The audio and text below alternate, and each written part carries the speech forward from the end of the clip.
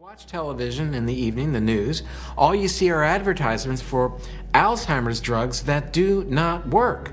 So I think the message is to embrace the notion of preventive medicine as it relates to the brain, and that's the message everyone has to get. Yeah, I mean, it seems like we've done so much research, billions and billions of dollars of research on Alzheimer's, over 400 published studies on reversal trials on drugs. And 99.6% of them don't work. And the ones that work delay the progression of Alzheimer's such that you'll spend 3 months more at home before you go to the nursing home. This is the dirty little secret that shouldn't get out. Because what has to happen is a miracle drug needs to be developed so that it can be monetized. That's how the system works. And the idea that our lifestyle choices, which don't cost anything, can prevent the very disease that's costing us in this country $230 billion a year, that message can't get out. Scientists now call Alzheimer's disease type 3 diabetes. What's the link between Alzheimer's and diabetes? Well, new research shows that insulin resistance is now one of the major factors that starts the brain damage cascade, which robs the memory of over half of people heading into their 80s, leading to the diagnosis of Alzheimer's disease. Here's the bad news, good news.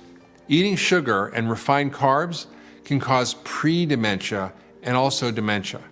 But cutting out the sugar and refined carbs and adding lots of good fats can prevent and even reverse pre-dementia and early dementia. There have been randomized control trials, which is hard data, showing that when you consume more fat in the form of nuts or extra virgin olive oil, it actually leads to improved brain health outcomes in terms of cognitive function. Cognitive function is improved and things like that. You mentioned sugar, and you mentioned sugar in the brain. We talked about Alzheimer's, type 3 diabetes. How is this impacting the brain, and what should we do about it? And also, I want you to touch on the title of your book, which is Grain Brain, and are grains included in this, or is it just sugar? And should we be eating any grains? Well, there are a lot of questions there. I'd say, first of all, there are some grains that I think are not necessarily threatening. And I think that if you can find a non-GMO corn, or you want to eat some quinoa, which by definition is not necessarily a grain, but everybody talks about it as if it were. The issues with grain are twofold. It's their carb content and the fact that they contain gluten, in my opinion. There are other issues as well. We know that wheat is, although it is not genetically modified in America, is still sprayed with an herbicide called glyphosate, which is powerfully threatening to the gut bacteria, as the work of Dr. Stephanie Seneff has made very clear to us. Roundup. Roundup, you got it. And that's a powerful threat to the microbiome. It has insinuated itself into so many foods. It is the largest global herbicide in terms of its use, 1.35 million metric tons being sprayed on our food and animals' food around the globe. Threatening the soil microbiome, threatening the microbiome in you and me, and it needs to stop. As we've learned from one of our mentors, Dr. Jeffrey Bland, food is information. And it means that the foods we eat are changing the expression of our DNA. That's a heady notion. Cognitive decline and memory loss can be prevented and even reversed. We simply have to optimize brain function, and then we can see miracles. I've seen this happen many times in my medical practice. I first began to realize that dementia was not a fixed problem when I had a patient come in to me named Bud. And Bud was about 70 years old. He ran a large corporation of his own family business, and his wife said he was increasingly dysfunctional. He had to stop working. He was highly depressed. He couldn't remember anything. And he was told he had dementia and was on a slippery slope to death, and that he should get his affairs in order. And I said, well, maybe there's something else going on. And it was really the first case I'd seen, and I said, well, let me just try some of the principles based on the theory of how the body actually works. We addressed his nutrition and his sugar in his diet. We made sure he had adequate levels of B vitamins. We made sure we got rid of the mercury in his body by getting rid of his fillings and getting the mercury out of his system through chelation and IV therapy. We also gave him treatment for his gut and got his gut functioning again. So all these things were dynamically interacting, and we corrected all of them. And it was like Rip Van Winkle. He came back to work, he was functional, he was happy, he had his memory back. It wasn't 100%, but he was really back into a normal functioning life, and you wouldn't know anything if you talked to him. If you looked at an autopsy of a brain of a patient with Alzheimer's, you'd see a brain on fire. This inflammation occurs over and over again in every chronic disease, and very dramatically. So there may be a number of links between leaky gut and Alzheimer's, but an obvious one is that with leaky gut, you produce a state of chronic inflammation.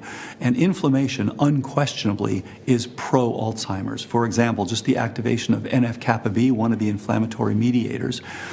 Some of the genes that this affects turn out to be the very ones that cleave the amyloid precursor protein to produce the amyloid. So you are putting yourself in a pro-Alzheimer's state if you have chronic inflammation. And leaky gut is a great way to produce chronic inflammation. In addition, of course, you end up with fragments of bacteria that actually end up in the brain. You can see them sticking literally at the site of the amyloid plaques. Poisoning with heavy metals, such as mercury and other toxins, and the importance of detoxification is not something we learn about in medical school.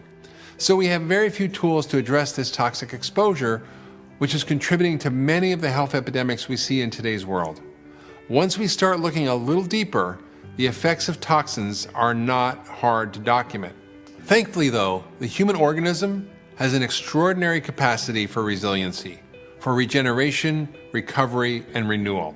I've seen this over and over, not only in relation to my own mercury toxic brain and its recovery, but also in the recovery of many patients with depression, behavior problems, ADHD, autism, dementia, and Parkinson's disease.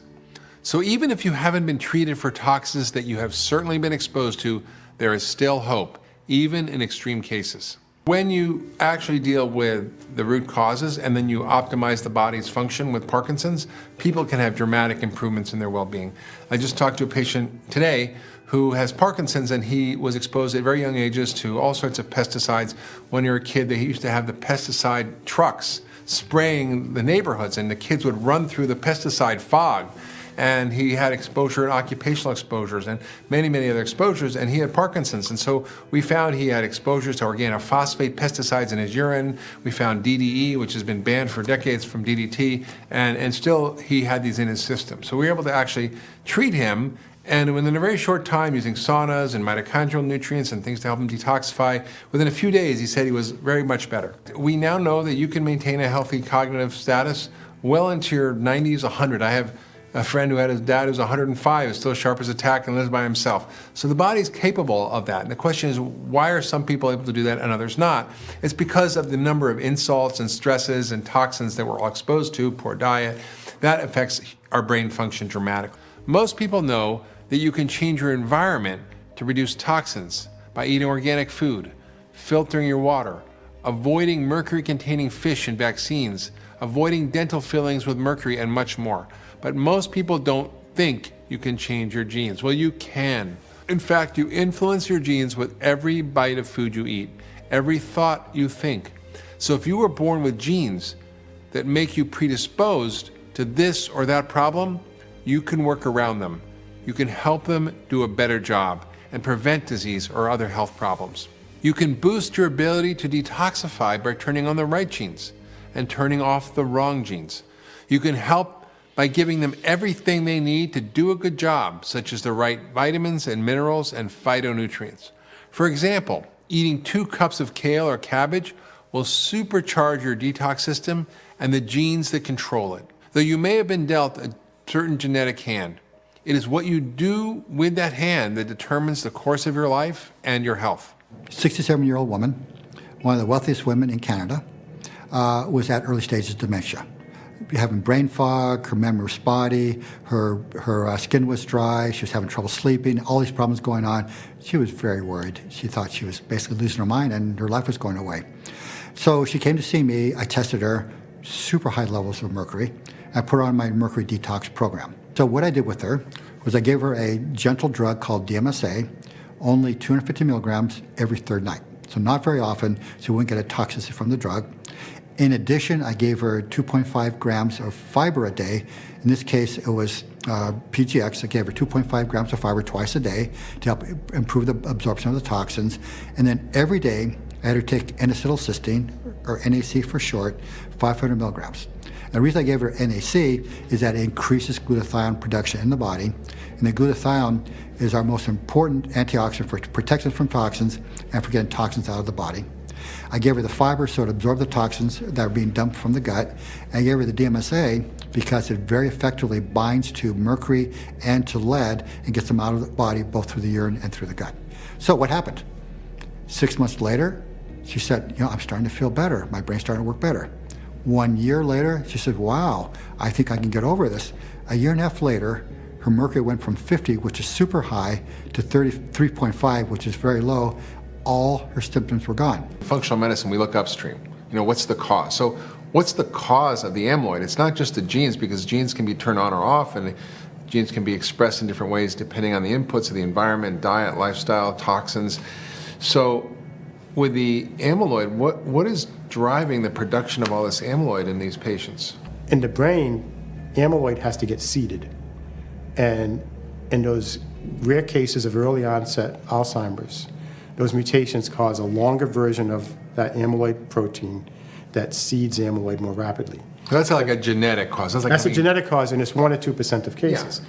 But that's not happening in 98, 99% of cases. So you have to ask, I say based on that, you then have to ask logically, what's seeding, like this, like a crystallization event, right?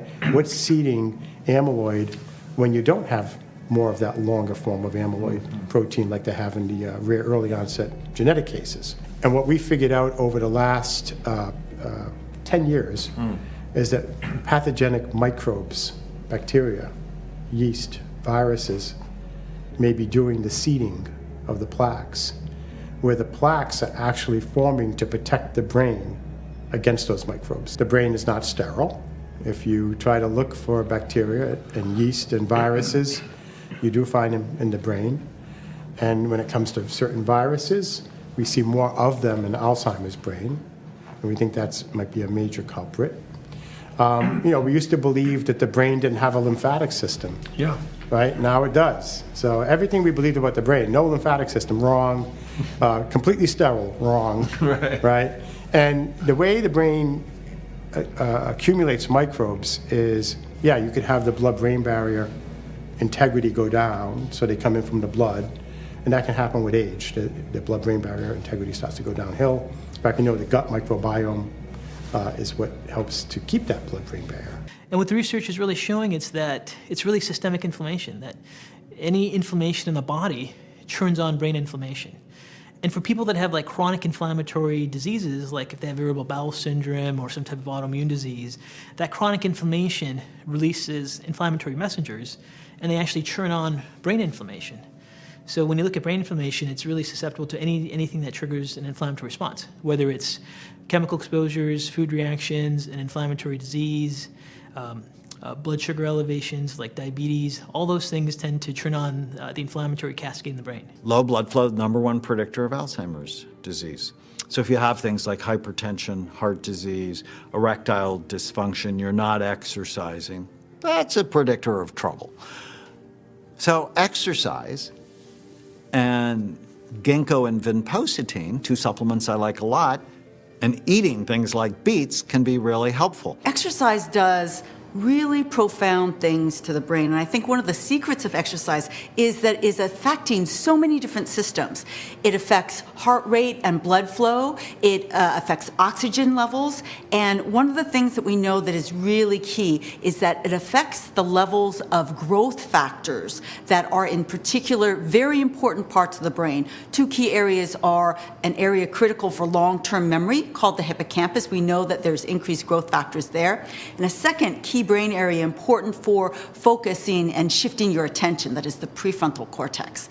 So there are many different effects, and I have to say that I don't think we understand the full range of all the different physiological changes that happen in our brain with exercise, but that's just a few of them that happens that cause things like changes in neurotransmitter levels that improve your mood, and changes in these growth factors that actually improve the function of both long-term memory as well as attention. You found all kinds of extraordinary things that are all things that actually help to optimize the brain, heal the brain, renew the brain, and also prevent problems down the road. Can you tell us a little bit about that research? Yeah, we did a clinical trial where you had 30 people learning to meditate, 30 expert meditators who were teaching them, and then another 30 people who were just staying at the same resort, having fun, but eating the same food. So we had a control for the diet, right? Yeah. And what we found was that the folks who were learning to meditate had changes in the right direction for genes involved with inflammation. We looked at the whole expression of all the genes in the genome and built maps. And they were very different for the meditation group versus the resort group. In both cases, resort was good for you. You saw nice changes in genes involved with inflammation. So having a vacation is good. Yeah, so vacation was good, but meditation was much better. So with meditation, you saw changes in like the anti-aging enzyme telomerase that grows the ends of your chromosomes, that keeps your cells dividing longer. There was a 40% increase in telomerase activity in the expert meditators who were meditating intensively all week. There were changes in the genes involved with Alzheimer's and how amyloid protein is cleared from the brain that were also in the right direction.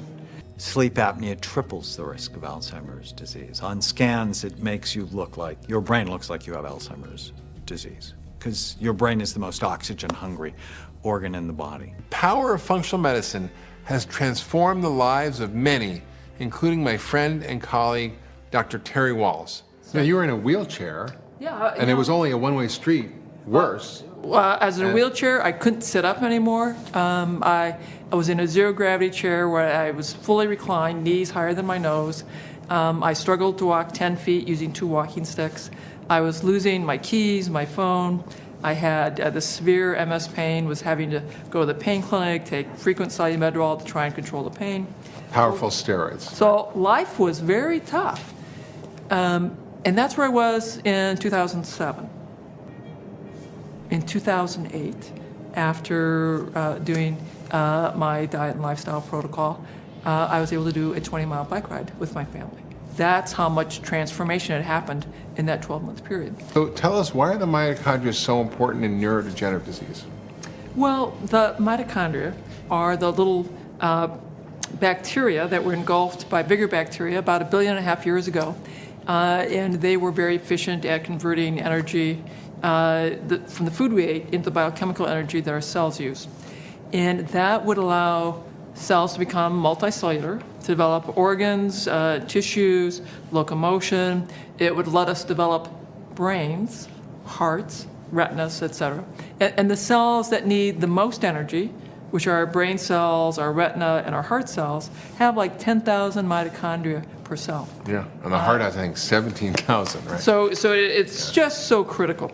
And if your mitochondria are not working very well, then that organ doesn't work very well. And so in the brain, that means that you begin to have problems with fatigue, with pain, with irritability, with cognitive decline. And so, that was actually one of the first things I discovered when I'd gone back to start reading the science, was that mitochondria were at the heart of neurodegeneration for Alzheimer's, Parkinson's, ALS, Lou Gehrig's. So how do you take care of your mitochondria? How do you recover your mitochondria? So there are 3 things that I think about. The first one is what's the nutritional need for that mitochondria? This mitochondria has a lot of cell membrane, which means it has a lot of fat. So you need the right fats, a lot of omega-3s, omega-6 fats to make healthy membranes. You need a lot of B vitamins, and that's essentially the whole B vitamin family to support some of those enzymatic steps.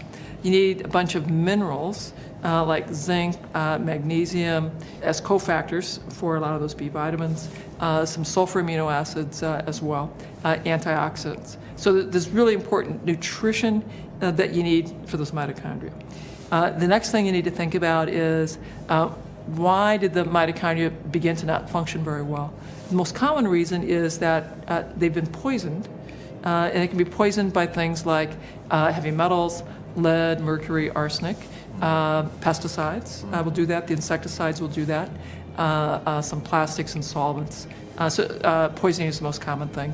And then the third category would be some of the stealth infections, where an infectious particle has sort of hijacked the mitochondria and taken it away from manufacturing energy to manufacturing viral particles.